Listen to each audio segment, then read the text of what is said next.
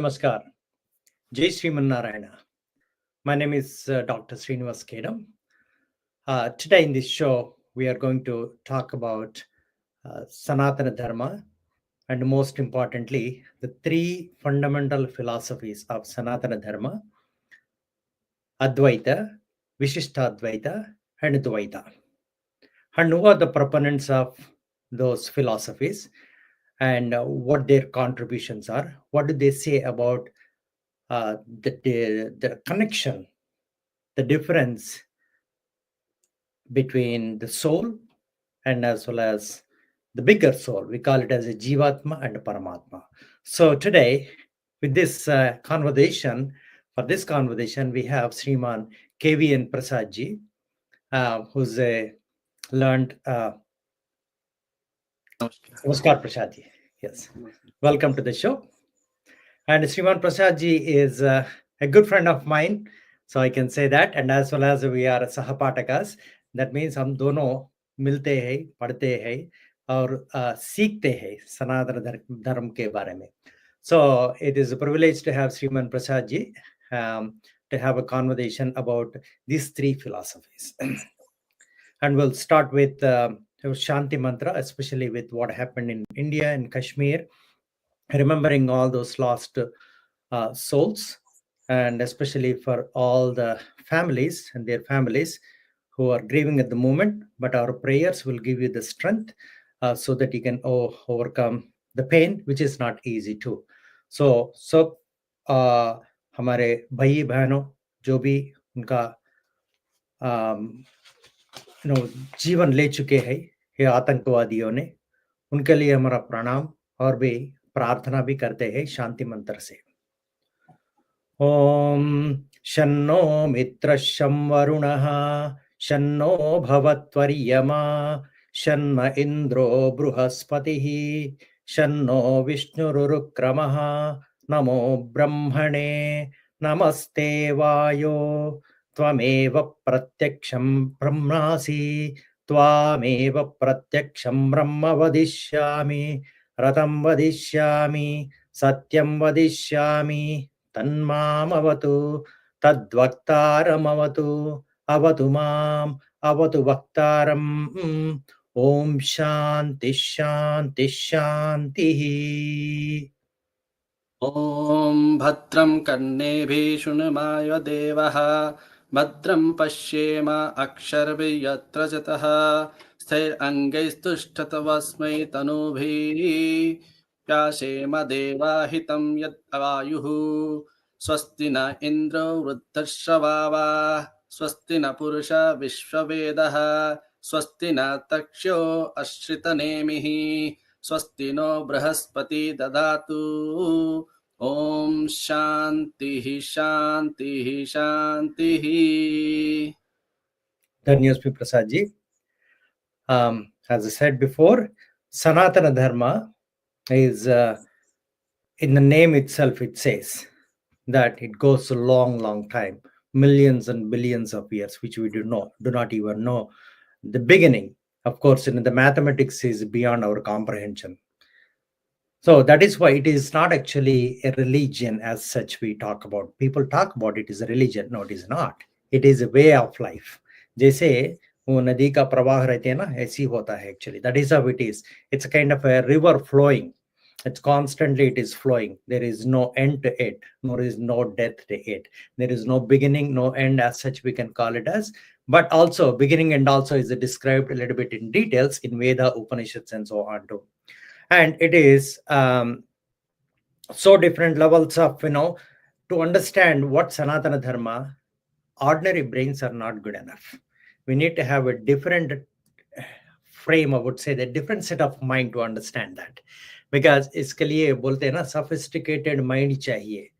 इसीलिए हमारा ऋषियों का minds कैसे थे? They were able to calculate all the way, all the mathematics and everything else, what worlds are there and so on. So they were able to do that by just sitting under a tree, right? How was that possible at that time?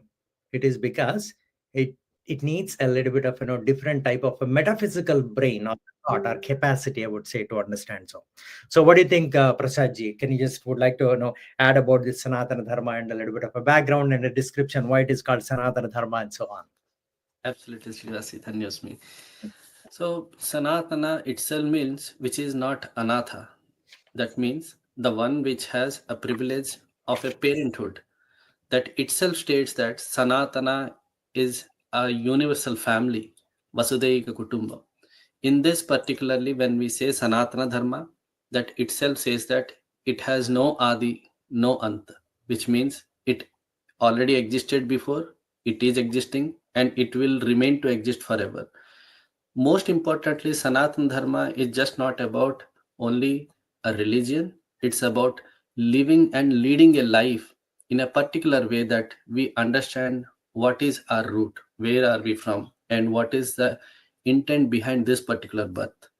So it's just make sure that we avoid the cycle of birth and death to to have that particular capability built within our sadhana.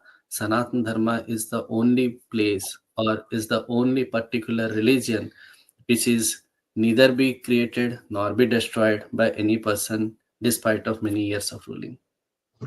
हाँ धन्यवाद जी.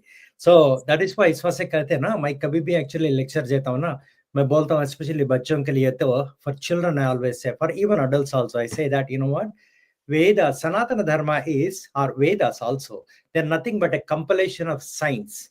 You take any science that is available in Veda, in Sanatana Dharma. That is why, as until today, when we talk about the meditation, yoga, Ayurveda, you take about healthy and harmful foods, you name it, right? And environmental care, all these aspects have been already talked in Sanatana Dharma.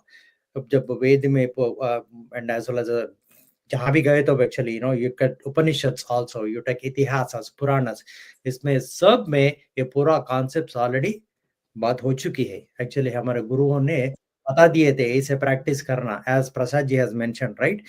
Some of those the way of life, how to lead a life. It is not just something that you can be able to just take a book and read and you're done with it. No, it is deeper than that. इस वजह से हम तो भी सनातन धर्मी है. So we have to be really proud that one, कितने कितने कितने जन्मों के बाद हमारा को यह सनातन धर्म में जन्म लेने का पुण्य मिलता है. So it is not easy to come and be born in Sanatana Dharma. So we are at a stage where, it's elevated stage, I would say, वो ladder रहता है ना. So CD के थोड़ा बहुत at least, upper steps में है actually. So that's why we should say, we should all those Sanatana Dharmis should be absolutely proud that you are born in the Veda Bhumi, जहाँ पे actually देवों ने, जहाँ yogi, rishi or सब, they are all born and they also walked about it too. So walked, and as well as in Punya Kshetra and all the places too, right? So that's the reason why we needed to learn who we are, what we are, why it is important to learn who we are. हम कहाँ से आ गए, हमारा पूर्वज कैसे थे, what all those kind of things, why we have to follow this dharma and so on. So we must learn about all these things. So Prasad ji, just would like you to explain now, could you please explain what are the three philosophies, that actually are fundamental to our Sanatana Dharma? Then we'll go a little bit deeper into explaining the core principles of each philosophy. Yeah. जी श्रीनिवास जी, शुक्रिया. तो जिस तरह हम बात कर रहे थे कि किस तरह से फिलॉसफी सनातन धर्म से जुड़ी हुई है, जैसे अग्नि और इसकी तेजस, जैसे पानी और उसकी स्वच्छता, जैसे सूर्य और उसके किरण भेद नहीं हो सकते हैं, उसी तरह फिलॉसफी यानी कि जो परमार्थ है सनातन धर्म का और उसके साथ जो जुड़ी हुई हैं, वो 3 शाखाओं या फिर 3 भागों में बताई गई हैं. एक है अद्वैत, और है विशिष्टाद्वैत, और एक है द्वैत. इन तीनों में अगर हम इस तरह से ढूंढना चाहेंगे कि क्या हम अलग हैं ईश्वर से या फिर हम ईश्वर से ही आए हुए हैं, तो इन तीनों का बहुत ही अद्भुत से हम सबको एक सुरक्षा मिलती है ज्ञान की. वो ऐसी ज्ञान मिलती है जिससे कि हम ये पहचान सकते हैं कि क्या करना चाहिए और क्या नहीं करना चाहिए, किस तरह से हम अपनी जिंदगी को गुजार सकेंगे जिससे कि समाज, हमारी अपनी और दूसरों की, हर किसी की भलाई हो सकती है. इन तिन्ही शाखाओं और या फिर इन तिन्ही प्रिंसिपल से ही सनातन धर्म का विशेषता और इसके जड़ बहुत ही मजबूत रहते हैं। धन्यवाद प्रसाद जी। यस, वो थ्री फिलोसफीज बोलते हैं ना, दृष्टिकोण कह सकते हैं हम एक्चुअली, नहीं तो ए भाव जो भी है, it is called philosophies, they are called actually three philosophies. No way the way that we look at the things. So बहुत सारे आचार्य पुरुषों ने, हमारा तो सनातन धर्म ऐसा है कि बहुत सारे थाउजेंड्स बोल सकते हैं, हजारों संत हैं इसमें, बड़े बड़े संत है, वो बड़े संतों से आगे ऊपर ले लिए तो, so if you take a look at three important saints who have acharyas, ये आचार्य लोग ने who have who looked deeper into the Ved, Upanishad, वगैरह वगैरह, and so on, and they looked at it from different three angles. I would call it as actually दृष्टिकोण कहते हैं ना, so that is what we call it as. So that दृष्टिकोण we call actually three. One is called, as Prasad ji has mentioned, right, Advaita and Vishishtadvaita and Advaita.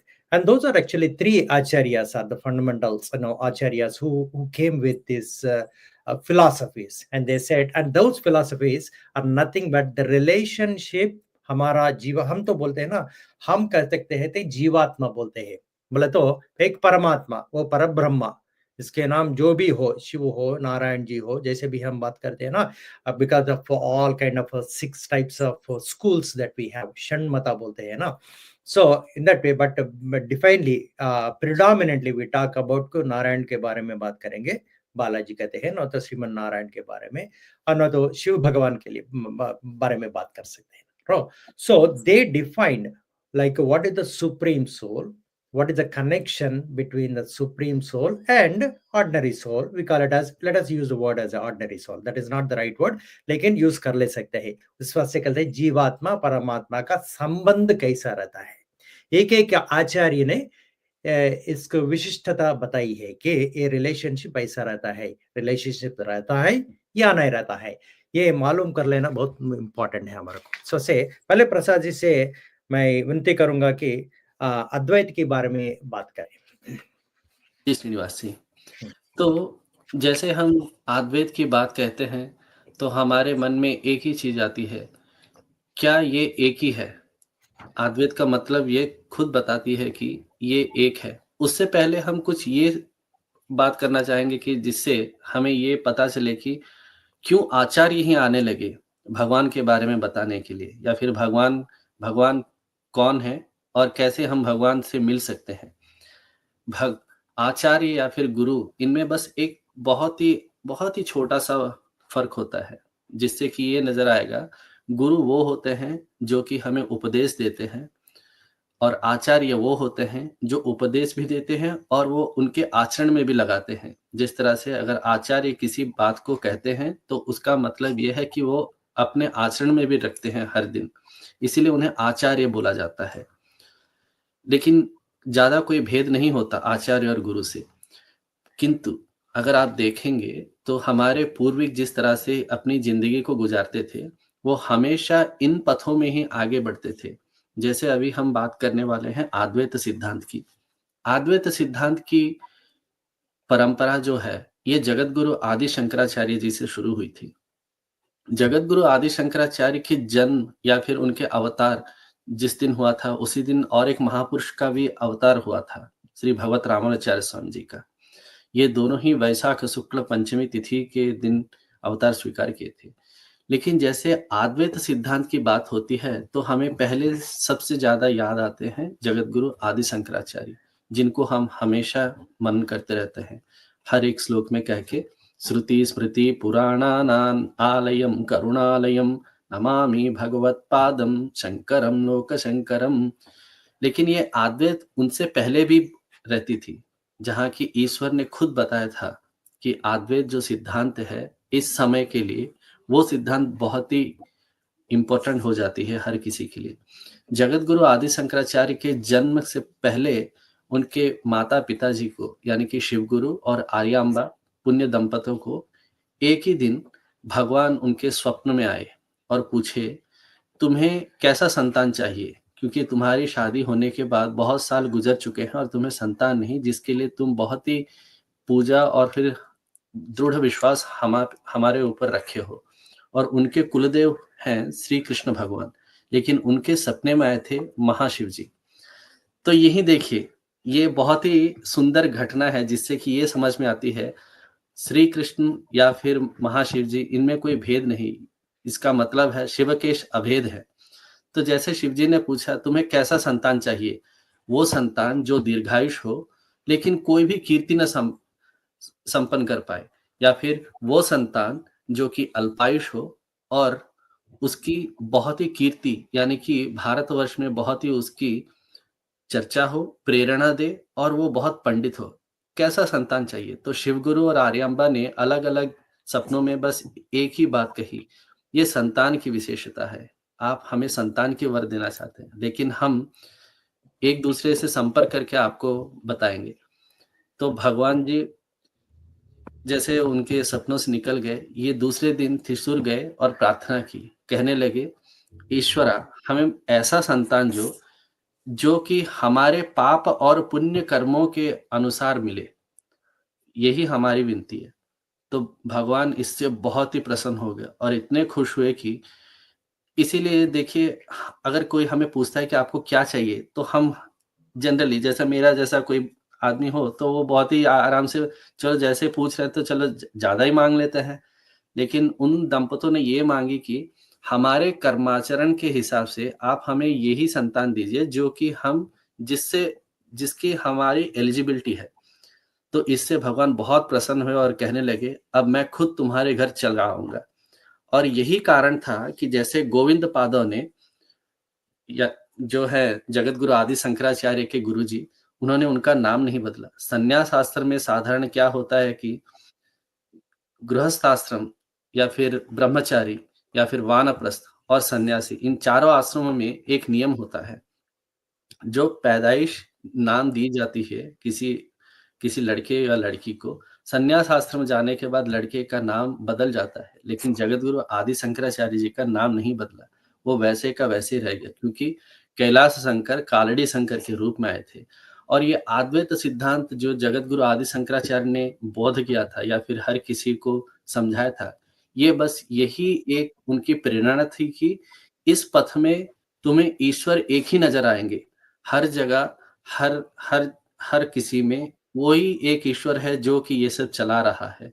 इसी सिद्धांत के साथ जगत गुरु आदि शंकराचार्य उनके 32 वर्ष के आयुष में 4 बार पूरी भारतवर्ष के काशी से कन्याकुमारी से कश्मीर तक वो पैदल चलते हुए he has demonstrated the Vedas and, और उन्होंने ये भी की थी कि उन्होंने प्रतिष्ठा की, हर एक वेद को लेके हर एक पीठ में जाके प्रतिष्ठापन की थी।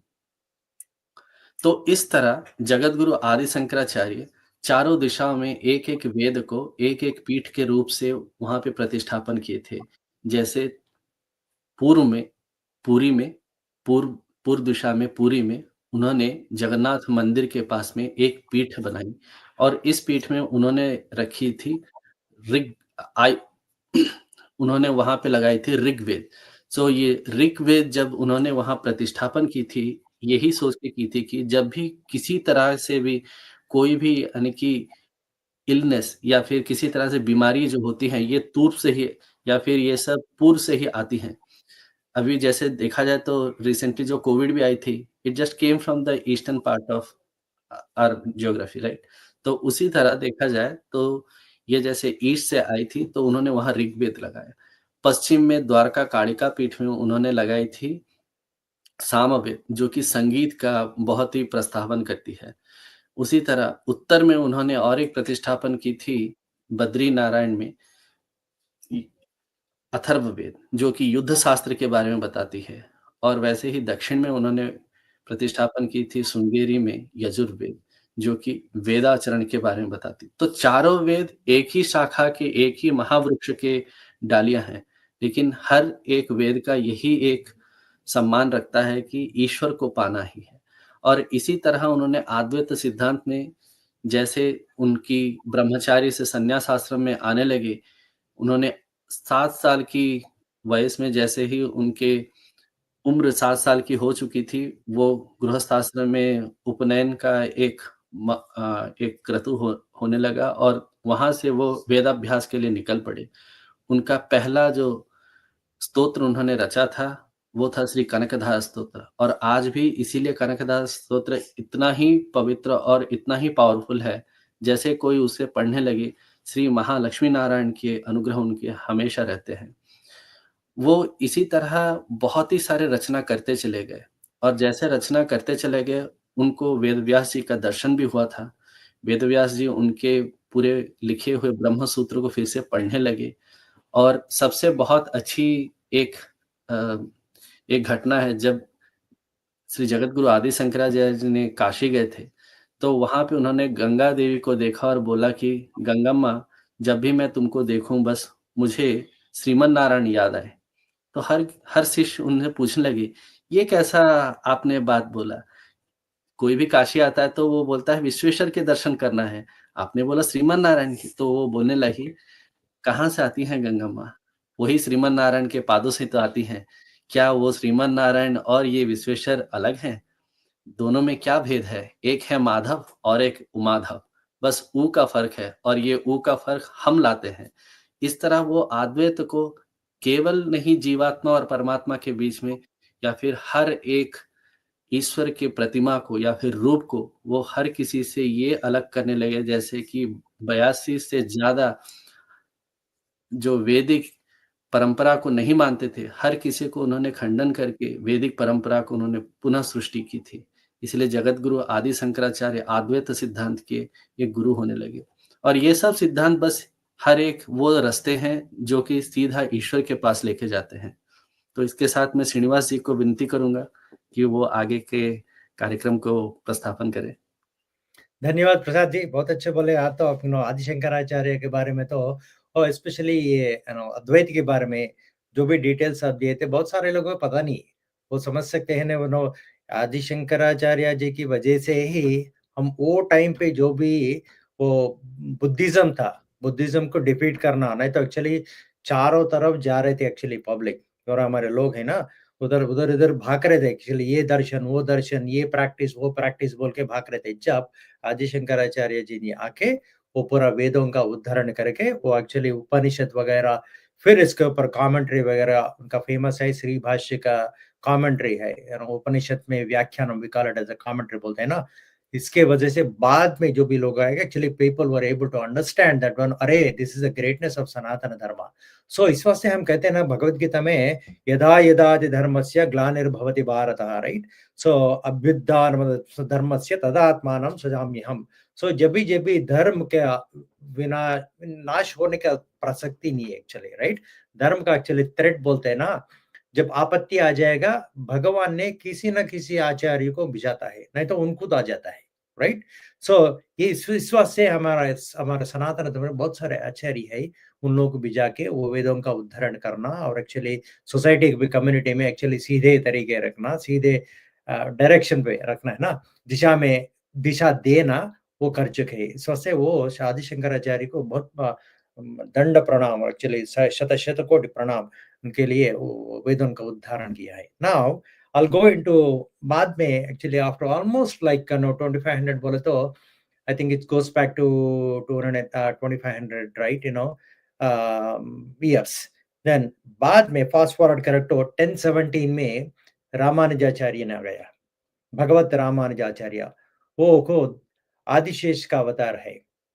सो इट्स नथिंग बट आदिशेष बोलते हैं ना, इसके ऊपर शैया के ऊपर भगवान श्री महाविष्णु ने योग निद्रा में रहता है। So that Adishesha, he has come, Bhagavat Ramanuja.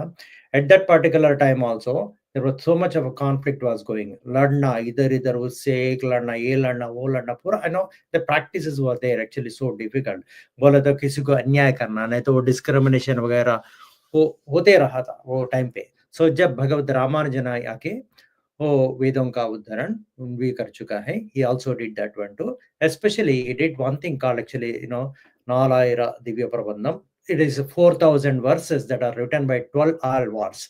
Alvars बोले तो Sri Vaishnava devotees, and who hailed, who sung on Sriman Narayana, Vishnu Bhagavan, और विष्णु भगवान का इनकारनेट जो भी नरसिंह जो है, वामन जो है, राम कृष्ण अवतार, ऑल दोस अवतार के ऊपर they sung. There are 106 Divyakshetras on earth, 107 and 8 are actually in the other worlds. So those 106 Divyakshetra, for example, Tirumala, Kanchi, Srirangam, Badari, okay, Naimisharanya. So these are just a few that we have, Ahobilam, and there are so many other Divyakshetras are there too. So they're all dedicated to Sri Mahavishnu. So Bhagavan is on the direction and as well as the guidance and as well as a recommendation, not a recommendation, or the guidance and a command, I would say that one, a command of Ullanka Acharya, Ramanujacharya. So he started spreading about the Siddhanta, Vishishtadvaita Siddhanta. Again, going back to what Prasad ji has mentioned, the soul, Atma, Paramatma, ek hi hai. Right? There we call it as the Abheda Shruti. अभेद श्रुति से कहते हैं अद्वैत से. सो विशिष्टाद्वैत में आके रामानुजाचार्य बोला है कि घटक श्रुति बोलते हैं. सो कहते हैं कि या परमात्मा है, परमात्मा जीवात्मा दोनों तो सेपरेट है लेकिन विभिन्न है, लेकिन एक because of some kind of some lakshanas or some relationship, there are 9 types of relationships are there. Because of that relationship, they are still together too. That is called, for example, I'll give you a couple of example. वो तो master है, हम तो servant है. वो तो हमारा पिता है, हम तो पुत्र है. वो तो भर्ता, बोले तो husband है, हम तो actually wife. That's why we call it as in Sri Vaishnava Sampradaya, we call it as we are all supposed to be getting married to Sriman Narayana, because Eko Purushaha, Sriman Narayana is the only Purusha, only man, right? Rest of us all are women. We are supposed, that is what Tirupavai, the concept of Tirupavai comes from the Nalayana Diva Prabandham and so on. So Bhagavat Ramanuja has also is called actually beacon of equality. अब बोलते हैं ना equal नहीं है, वो नहीं है, ये नहीं है बोल के. Actually, Bhagavat Ramanuja is the one actually who gave this Astakshari mantra, which is the most sacred and secret mantra, secret one. His Acharya told him that one you cannot give it to everybody else. Okay, and to get that mantra, Ramanujacharya has to travel to his guru for 18 times. And finally, 18th time he gives it. Finally, okay, you are qualified to get that one. Finally, in the last round, Ramanujacharya cries, why am I not getting this mantra?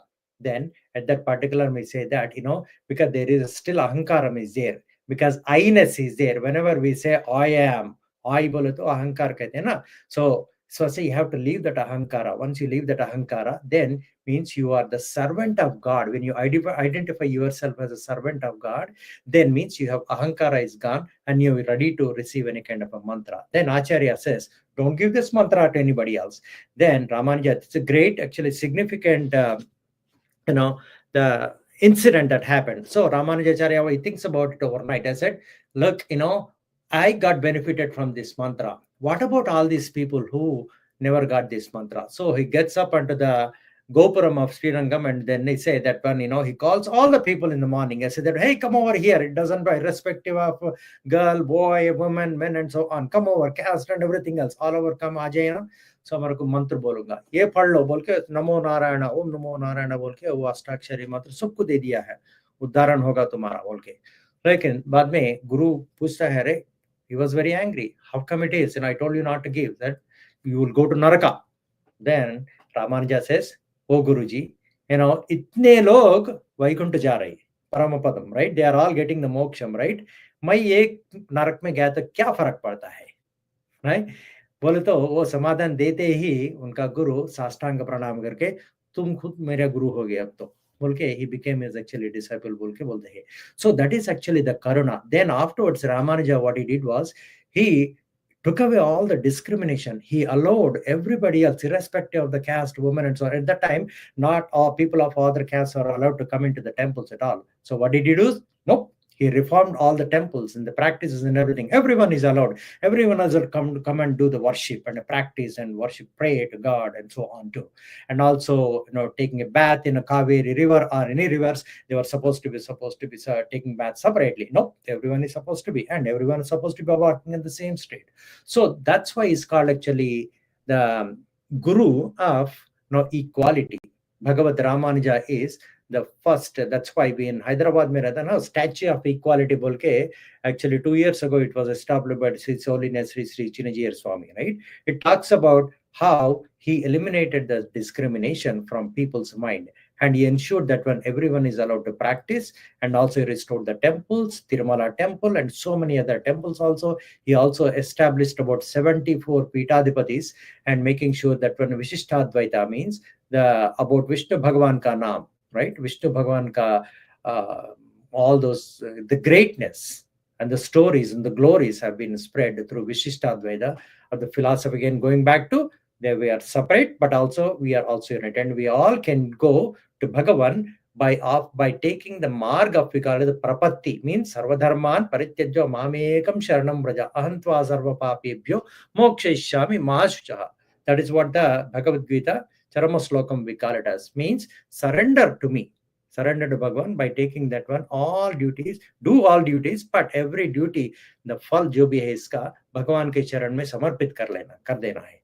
So that is called another दृष्टांतकम, or we call it the दर्शन बोलते हैं. ये तो विशिष्टाद्वैत का दर्शन.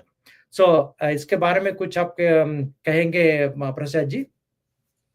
जी बिल्कुल श्रीनिवास जी, आपने तो बहुत ही कुछ कहा जिससे कि मेरा मन बस उन्हीं बातों में घूम रहा है. तो जैसे भगत रामाचार्य के बारे में अगर बोला जाए तो उनकी जो देखने की विशिष्टता थी, वो उस समय के लिए क्या उचित है और क्या अनुचित है, इन दोनों को भेद करके ही बताते थे. जैसे कोई भी सिद्धांत हो या फिर कोई भी मंत्र हो, अगर वो जन कोटि और लोक उद्धरण के कारण नहीं हो सकता, तो उसका आचरण किस फायदे के लिए? ये सोच जो थी, ये बहुत ही यानी कि सम्मानीय जैसी सोच है. ये बहुत ही कम लोगों में होती है और इसीलिए हम उन्हें कहते हैं महापुरुष, वो आचार्य हैं. भगवत रामाचार्य बहुत ही छोटी उम्र में जब उनके गुरुजी कहने लगे कि श्रीमन नारायण के चरण कैसे दिखते हैं, तो वो कहने लगे कि पद्म फूल की तरह दिखते हैं. तो वो कहने लगे, संस्कृत में उनको अर्थ और किसी तरह लगा. जैसे वो कहने लगे कि एक बंदर के पृष्ठभाग के जैसे दिखते हैं. तो वो उनके आँखों से पानी आने लगे और कहने लगे, नहीं गुरुदेव, उनके पाद ऐसे दिखते हैं जैसे कि ज एक कमल जब खिलने लगता है, तो वो जितना सुंदर दिखता है, उसी तरह दिखता है. तो उनके बोलने की शैली भी जो थी, उससे कभी भी कोई अहंकार नहीं थी. अगर हम देखा जाए तो इन इन हर एक गुरुओं और आचार्यों की अगर हम देखना चाहें, तो इन सब में वो वही विशिष्टता है, जिससे ये नज़र आती है, इन हर किसी में विनय की भावना है. विनय इस तरह थी कि जिससे कि ईश्वर खुद प्रसन्न थे. वो जब भी एक बात कहते थे उनके शिष्यों से, तो यही कहते थे, अगर ईश्वर दर्शन दे, तो क्या माँगोगे? तो हर किसी ने कहने लगे कि मुझे ये चाहिए या फिर मुझे वो चाहिए. तो वो बोलने लगे, तुम्हारे पास ऐसी कौन-सी जो मेधा शक्ति है जिससे कि तुम ईश्वर को बता सकते हो कि मुझे ये चाहिए? तुम बस उनसे यही नमन करो कि हे भगवन, हमें वही दो जिससे हमारी उद्धरण हो सकती है या फिर समाज की उद्धरण हो सकती है. इस तरह भगवत रामानुचार्य ने, जैसे श्रीनिवास जी ने बताया, ओम नमो नारायण जैसे अष्टाक्षरी मंत्र का उपदेश हर किसी को देके उद्धरण के रास्ते में लेने लगे. उसी तरह अगर हम देखा जाए तो द्वैत सिद्धांत में भी और एक आचार्य हैं, जो कि विशेषता से हर किसी के मनों में बहुत ही बड़ी जगह बनाते हैं आज के दिन भी.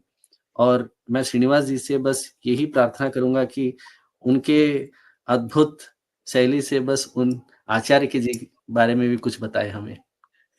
धन्यवाद. हम तो प्रयत्न कर रहे. ये आचार्य पुरुषों के बारे में बात करना तो हमारे तो काबिल में नहीं है. We are not even qualified to do that one.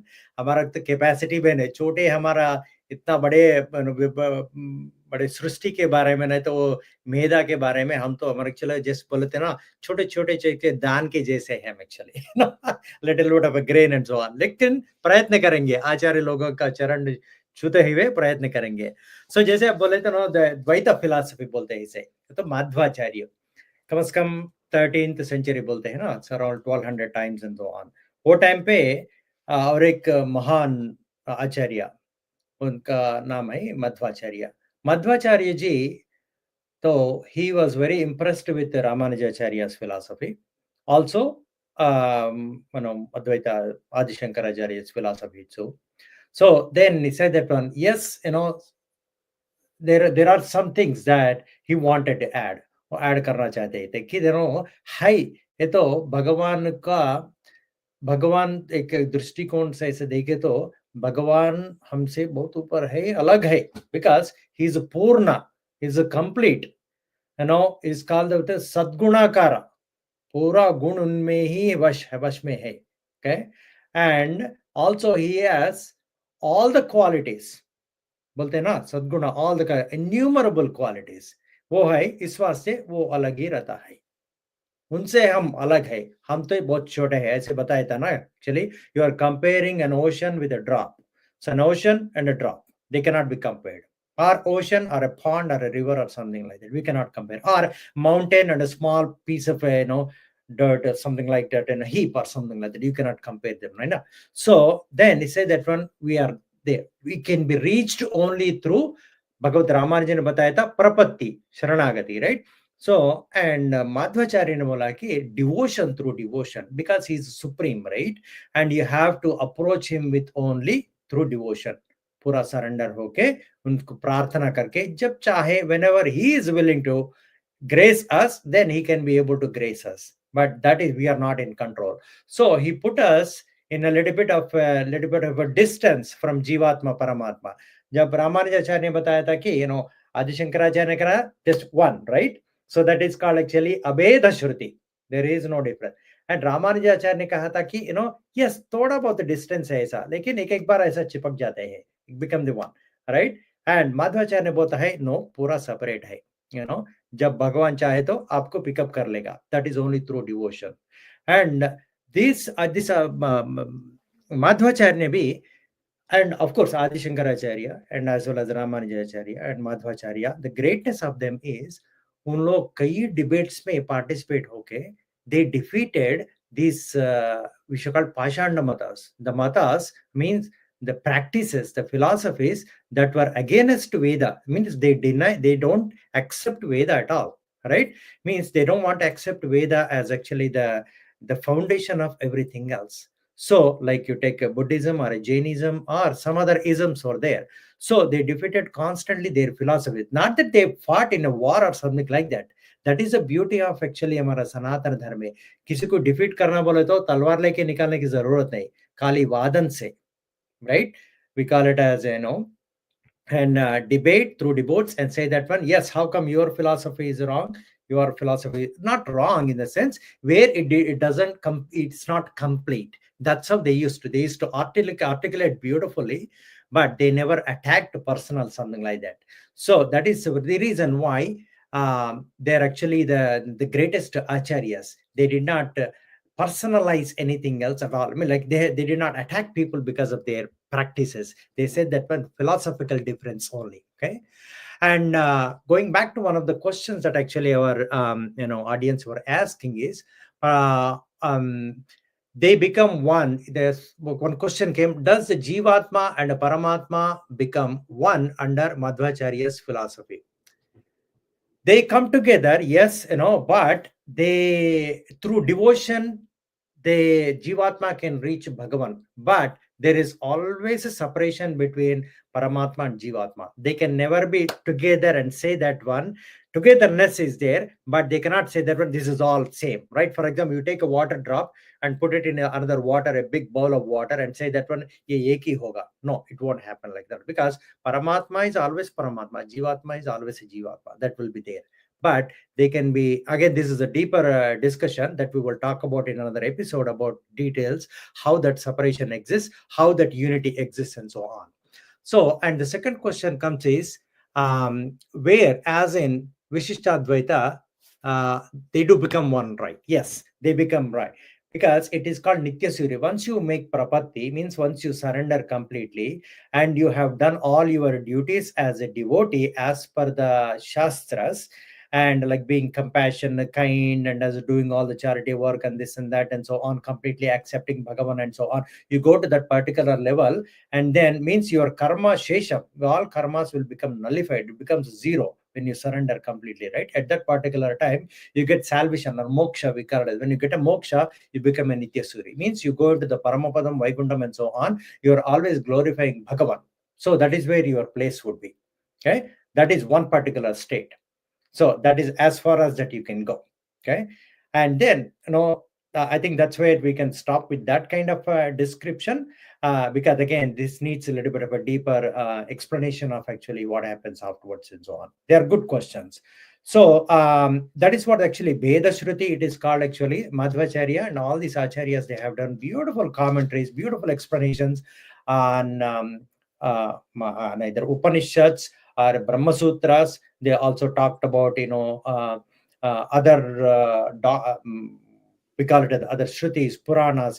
They talked about all of them too, and they explained in an easy form that when people can understand. जो भी एक्चुअली ऑर्डिनरी लोग रहते हैं ना, उसको समझ में आने के लिए बहुत डिटेल से वो बहुत साधना कर चुके हैं, इस वजह से वो तो महान बन गए. ओके. सो अब हम एक बात आपसे पूछेंगे प्रसाद जी, कि तीनों फिलॉसफीज है ना, हम तो तीनों फिलॉसफीज डिस्क्राइब कर चुके हैं. थोड़ा बहुत एक्चुअली उतना डिटेल्स नहीं, थोड़ा बहुत बात हो चुकी है. इसके बारे में बात करना बोल तो बहुत सारे टाइम चाहिए. लेकिन what are the commonalities that you see, Prasad ji? What is something that actually common? People often argue and fight, right, about that one. ये महान है, दूसरा महान है, हमारा ये हमारा फिलॉसफी ज्यादा है, इससे ज्यादा है, ऐसा. So what is the takeaway that we can have, our audience can learn from this one? When you take actually 3 drishtantakas, can you give something, share a little bit about how people should see these 3 philosophies? Sure, Srinivasi. So this is a very, very, very good and very, very valid ask. In fact, many people do have this particular one in their mind. So what should be followed? Do we consider Advaita? Should we consider Vishishtadvaita? Or should we consider Dvaita as the ultimate goal of our lives? All these three philosophies, or all these three particular philosophies, when I say particular philosophy, because these all are being derived because of various reasons during that point of time. तो जैसे अद्वैता की बात हुई थी, तो उस समय कुछ 82 से ज्यादा ही ऐसे कुछ धर्म की प्रतिष्ठापना हो रही थी हर जगह, जो कि वेद और वेद के पठन से बहुत ही विरुद्ध हुआ करते थे. तो उस समय अद्वैत का आना बहुत ही जरूरी था.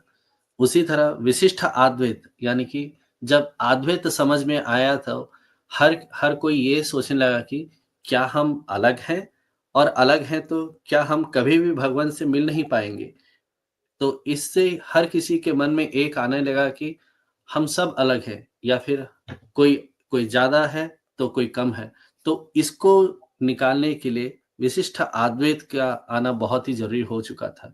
जैसे श्रीनिवास जी ने कहा था, हर समय में भगवान एक ना एक रूप या फिर अवतार या फिर एक आचार्य के रूप से आते हैं. जब भी धर्म की प्रतिष्ठापना करनी होती है और वेद का प्रमाण को हर किसी के लिए लेके आना चाहिए, तब भगवान खुद एक आचार्य का रूप लेके आते हैं या फिर एक गुरु का रूप लेके आते हैं. इसीलिए आज भी अगर देखा जाए तो सनातन धर्म में गुरु को या फिर आचार्य को भगवान से भी ज्यादा पूजा जाता है. इसी कारण कि वो हमें उस दिशा को दिखाते हैं जिससे कि हम भगवान से मिल सकते हैं. मिलना ये कोई फिजिकल बॉडी नहीं है जो कि हम किसी एक एड्रेस या फिर कोई जिप कोड में जाके डायरेक्टली हम मिल सकते हैं. हम उनसे इस तरह मिल सकते हैं कि हम समझ सकते हैं कि ये सृष्टि जो बनाई गई है, ये एक विशेषता रूप से बनाई गई है, जहाँ की हर एक अणु परमाणु उसी परमेश्वर का एक रूप है, जो कि हम उसी तरह देखना चाहिए जिस तरह से ये बनाई गई है. तो उससे वो पवित्र भावना बन जाती है. और ये सब फिलॉसफी जैसे अद्वैत, विशिष्ट अद्वैत और द्वैत, ये सब एक एक फिलॉसफी एक एक रास्ते के जैसे हैं. जैसे कोई मंदिर जाता है तो कोई एक वाहन से जाता है, कोई दूसरे वाहन से जाता है, या फिर कोई पैदल जाता है, या फिर कोई हवाई जहाज में बहुत ही पैसे वाला आदमी है तो वो एक हवाई जहाज अड्डे जाता है और एक चॉपर या फिर एक अपने फ्लाइट में आता है. लेकिन हर कोई वहीं पे पहुंचते हैं और हर कोई वहीं पे मिलते हैं जहां उन्हें मिलना चाहिए. तो ये सब फिलॉसफी बस उसी एक रास्ता है. हर एक अलग अलग रास्ता है, पर एक रास्ते का मंजिल एक ही है, और वो है भगवान. बहुत बढ़िया, बहुत बढ़िया. नो, इस बात कहते हैं ना, एकम सत विप्रा बहुधा वदंती, है ना, ऋग्वेद के अनुसार. सो all scholars, the scholars, people say that when they see different things, right? but we call it the truth is one. जैसे आप बताए थे ना, सच्चाई तो एक ही है ना, but wise people they speak in different languages. ताकि है सनातन धर्म में एक है a beautiful चीज ऐसा है, nobody dictates ऐसे ये करो, ऐसा भगवान को ऐसे चलो, यहाँ यही दिखता है, इधर ही तरफ ही जाना है, nothing like that. They say they have given lot of freedom to say that जहाँ चाहो मेडिटेशन कर लो, नहीं तो योग कर लो, नहीं तो शिव जी का पूजा कर लो, नहीं तो अपसाइड डाउन होके एक्चुअली मेडिटेशन करो, करो योग करो, तपस्या करो, जो भी करना है कर लो, भगवान को भगवान के पास जाने के लिए. That is the beauty of Sanatan Dharma. They do not mandate, right? So that's the reason why we have so many philosophies. नहीं तो बोलो philosophy, 3 philosophies mainly, but practices and other theories and so on बहुत सारे हो चुके हैं, because that is the beauty of Sanatana Dharma. And also I mentioned one thing there, right? If at all you have to give a kind of analogy or symbolism or something like that, चाहे let us take a kind of a beautiful fabric. एक कपड़ा बन चुका है, एक कपड़ा बनने के लिए बहुत सारे धागे चाहिए, है ना? Lot of threads are needed. If it is a colorful one, okay, एक एक कलर, एक एक साधना, एक साधना का एक्चुअली प्रैक्टिस का जो भी है मार्ग है, समझो प्रैक्टिस जो भी है. So when all those fabrics are, all those fibers are put together, it becomes a beautiful fabric. That is Sanatana Dharma. So could anybody destroy that actually the fabric? No way, because ये इतने जुड़े हुए हैं कि इसको अलग करना तो छोड़ ही दीजिए. टच करने में, एक तागा निकलने में तो भी बहुत मुश्किल होगा. इस वास्ते इसे कहते हैं सनातन धर्म.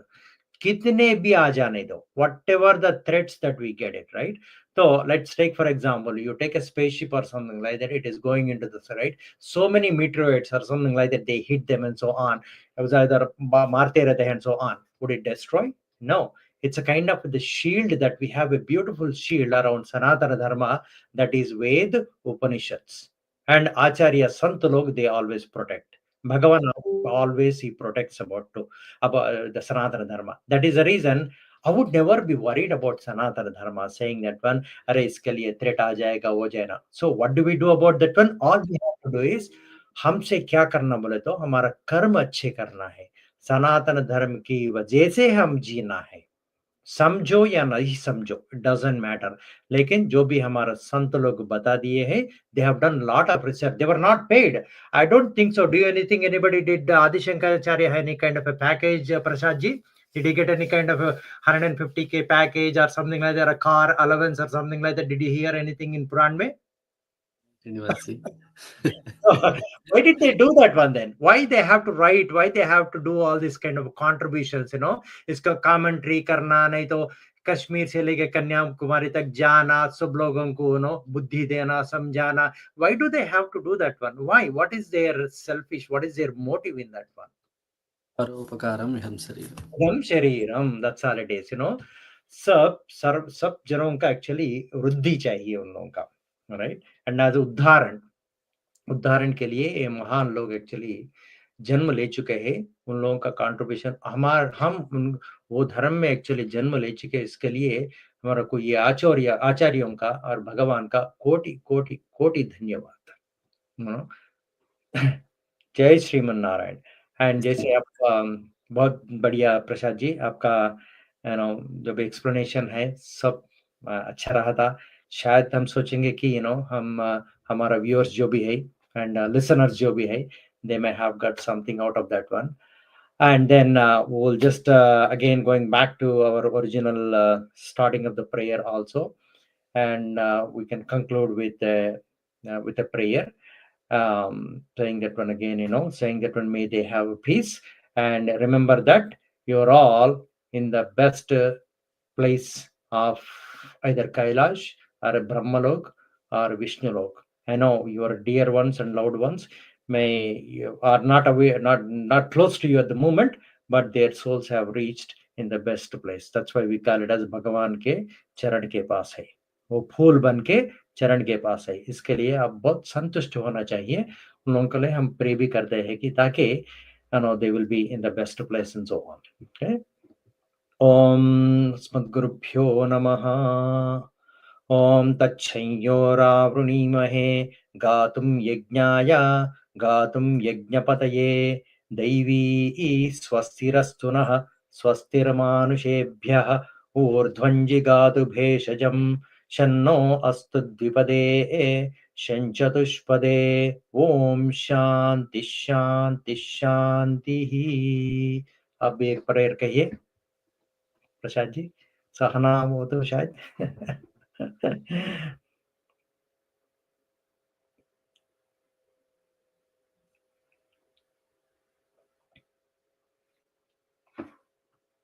अनम्यूट करिए. Okay, no problem. So, and if people wanted to have reach out to us, I'm mypanchangam.org.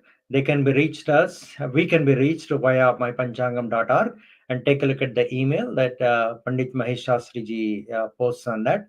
And we are happy to answer any questions by any Bhagavatas, any viewers, and as well as the listeners also.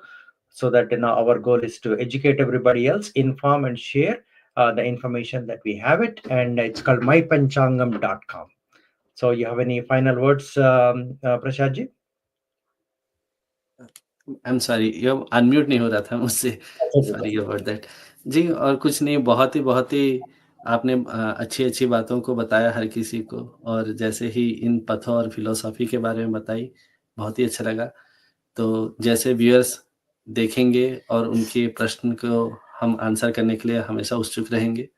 तो बहुत धन्यवाद और श्री गुरुभ्यो नमः.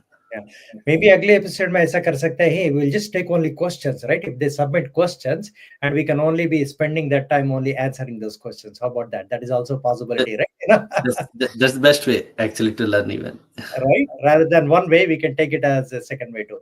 And as well as more episodes will be coming. At some point we will be talking more about तीन philosophies के बारे में और दर्शन के बारे में पूरा detail, like 35-40 minutes ऐसा spend करेंगे. We can dig deeper into that one, and please send in questions to us so that we can be able to answer to the best of our ability. Dhanyasmi, Shubharatri. Yeah. Dhanyasmi, Shubharatri. Hari. Please like, comment, share, and subscribe.